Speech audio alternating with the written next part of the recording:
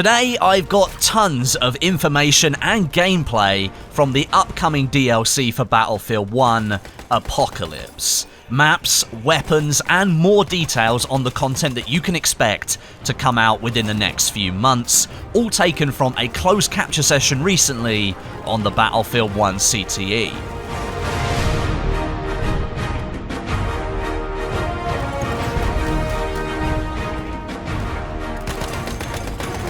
Now, before I get into all the juicy stuff, I've got to clear up a couple of things. This is, of course, all work in progress content, and it is subject to change. I'm sure you can see that here on this map, Caporetto. It doesn't have any textures on it. It's by no means a finished product, and all of the content I'll be showing today is still in development.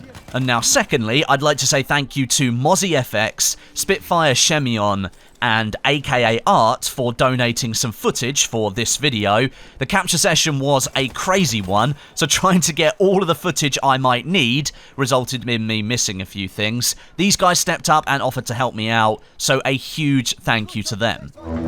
But now let's get into it. What you're watching right now is some footage of one of the new maps coming to the Apocalypse DLC, and it's called Caporetto.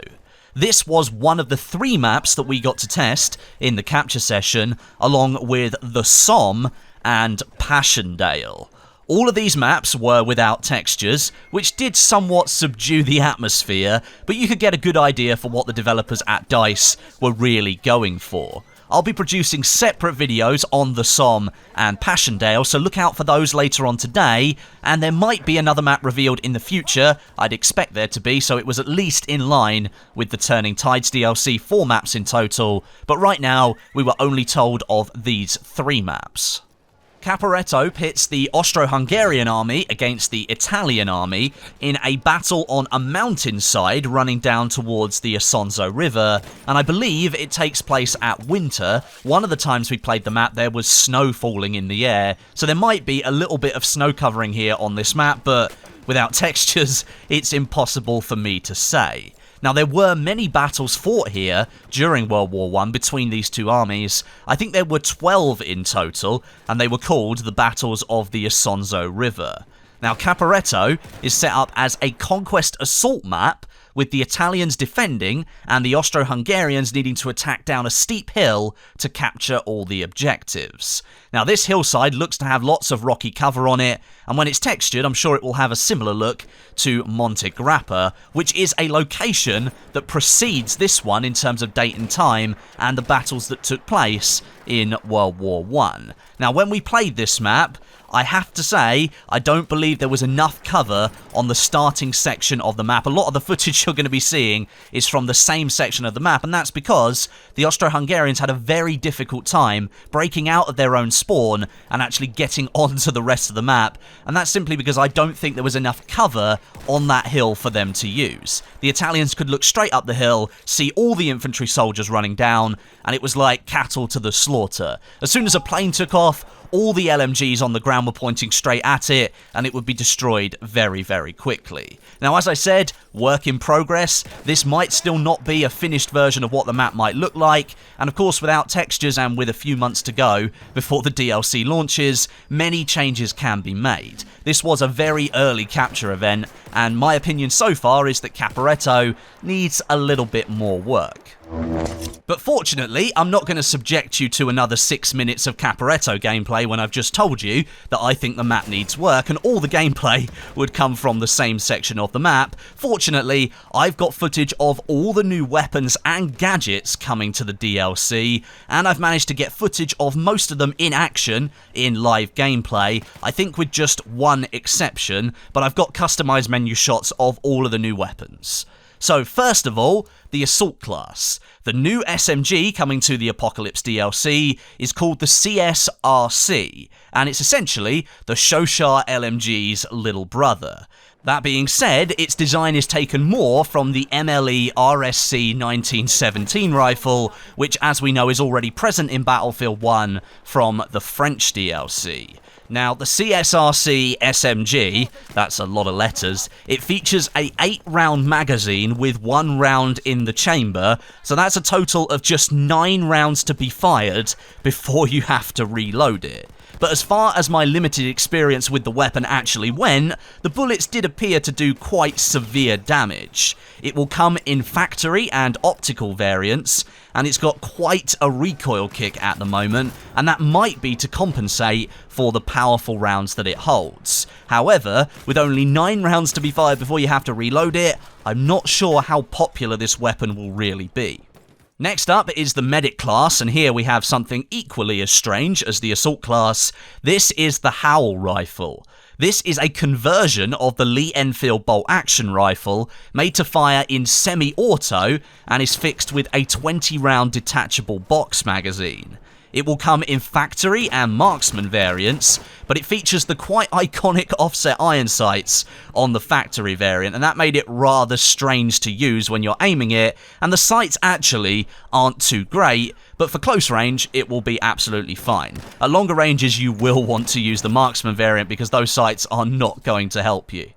The support class next, and here DICE is adding the LMG 0818. Now this appears to be a late iteration of the MG 0818, where the water cooling has been replaced with air cooling, and you can see the perforated barrel shroud there on the weapon. It retains that iconic Maxim body design, however.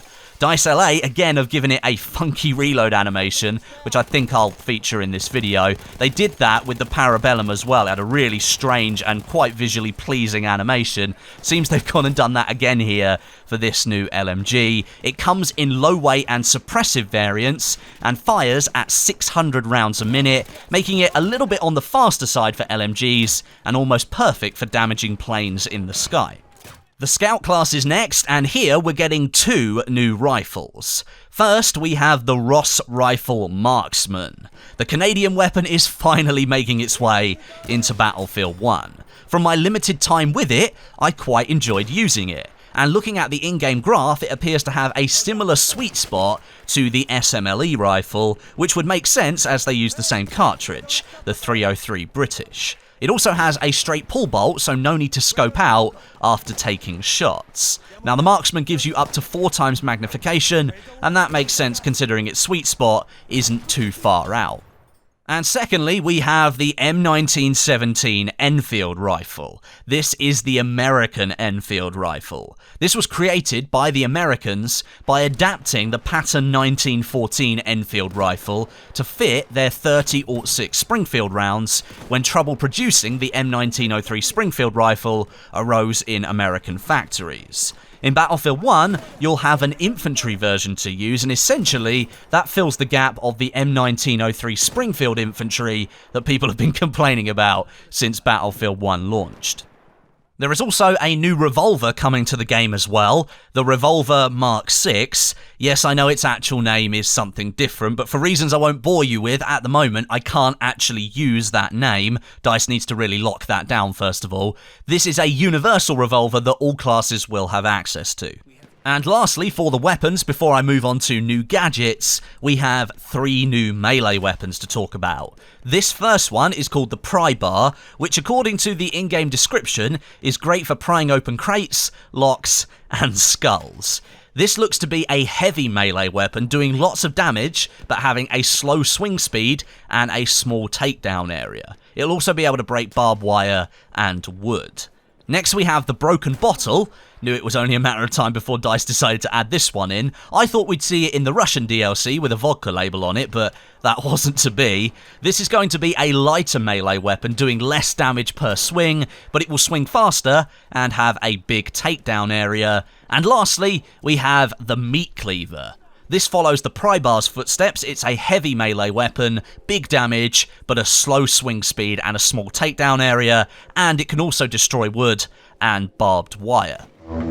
And now, let's look at some new gadgets. I know people that play Battlefield 1 quite regularly will have noticed that barely any gadgets have been added to the game since the launch, but it looks as if Apocalypse is going to turn that around a little bit. There are 2 new gadgets scheduled for this DLC if they make it through development. Firstly, we have the carrier pigeon, and I have to say this here, at the moment this is very much a prototype design. It isn't working 100% correctly, but the idea is to make it fill the role of the MAV that we last saw in Battlefield 3 and Battlefield 4. You launch the pigeon up into the air, your view then switches to that of the pigeon, and you fly across the map taking pictures and spotting players for your teammates.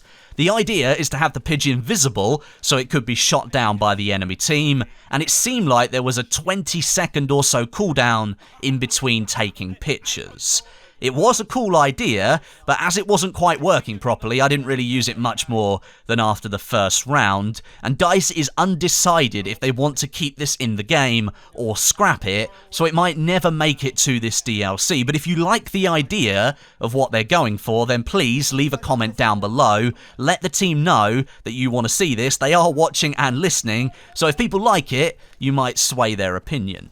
Next up is the AA rocket gun. This popped up in the testing of Turning Tides and then it disappeared again, but it's made a return here in the Apocalypse DLC. This rocket gun fires AA shells that explode when you're near your target in the air, rather than needing to get a direct hit. I like it, and it's not too powerful against planes. You'll still need a few good shots to take down a fighter or an assault plane, and if you're trying to aim at a bomber, then, well, you're still going to need some help. You've only got 4 rounds at the end of the day, and you're not doing a huge amount of damage to those bombers.